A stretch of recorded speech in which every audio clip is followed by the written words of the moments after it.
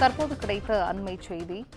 சென்னை வடபழனியில் வைர வியாபாரியிடம் ரூபாய் 20 கோடி மதிப்பிலான வைரங்கள் திருடப்பட்ட சம்பவத்தில் தனிப்படை போலீசார் விசாரணை மேற்கொண்டு வருகிறார்கள். 4 பேரை பிடித்து தனிப்படை போலீசார் தற்பொழுது விசாரணை மேற்கொண்டு வருகிறார்கள். தூத்துக்குடி, புதூர், பாண்டியாபுரம் சுங்கச்சாவடியில் பிடிப்பட்ட கொள்ளையர்களை விசாரிக்க சென்னையிலிருந்தும் போலீசார் விரைந்திருக்கிறார்கள். இதனை அண்மை செய்தியாக பார்த்து வருகிறோம். கூடுதல் விவரங்களை செய்தியாளர் சுப்பிரமணியன் வழங்கிட கேட்கலாம். சுப்பிரமணியன், வணக்கம். வைரம் திருட்டில் ஈடுபட்டவர்களிடம் தனிப்படை போலீசார் தற்பொழுது விசாரணை மேற்கொண்டு வருகிறார்கள். இந்த விசாரணை தொடர்பான முழு விவரங்கள் சுப்பிரமணியன்.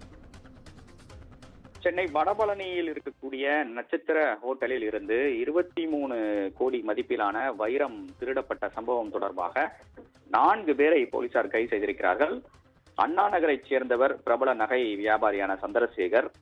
இவருக்கு மதுரையை சேர்ந்த தொழிலதிபர் ஒருவர் பழக்கம் ஏற்பட்டிருக்கிறது. அவர் மூலமாக 23 கோடி ரூபாய் மதிப்புள்ள வைரத்தை விற்று தரும்படி அவர் கேட்டதாக கூறப்படுகிறது.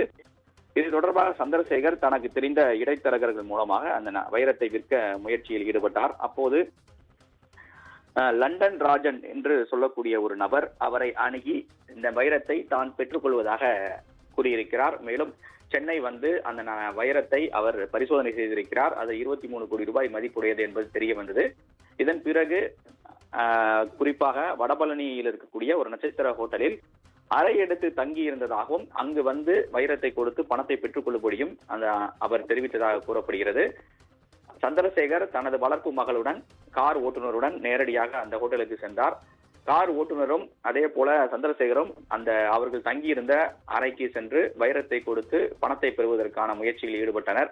ஆனால் லண்டன் ராஜன் மற்றும் அவருடைய நண்பர்கள் சேர்ந்து சந்திரசேகரை தாக்கி கட்டி போட்டுவிட்டு அந்த வைர நகைகளை கொள்ளையடித்து சென்றிருக்கிறார்கள். இது தொடர்பாக சந்திரசேகர் வடபழனி காவல் நிலையத்தில் புகார் அளித்திருந்தார். அதுபோல அவரை தாக்கியதில் சந்திரசேகர் காயமடைந்திருக்கிறார். அவர் மருத்துவமனையில் சிகிச்சைக்காக அனுமதிக்கப்பட்டிருக்கிறார். இந்த சம்பவம் தொடர்பாக வடபழனி காவல் உதவி ஆணையர் கௌதமன் தலைமையிலான 2 தனிப்படைகள் அமைக்கப்பட்டது.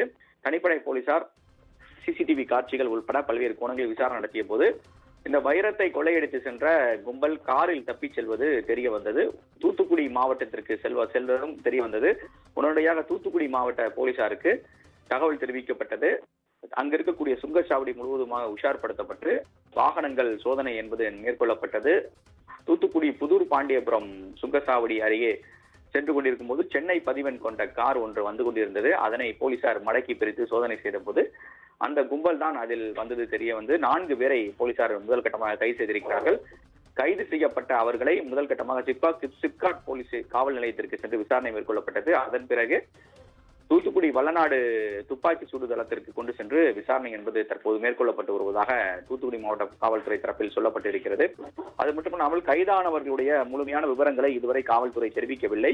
அதே போல கொள்ளையடிக்கப்பட்ட வைரமும் பறிமுதல் செய்யப்பட்டதா என்ற விவரங்களையும் காவல்துறை இதுவரை தெரிவிக்கவில்லை.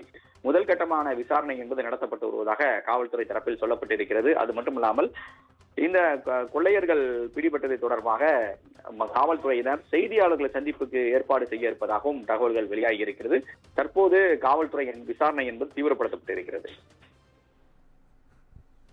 விவரங்களை வழங்கியமைக்கு நன்றி சுப்பிரமணியன்.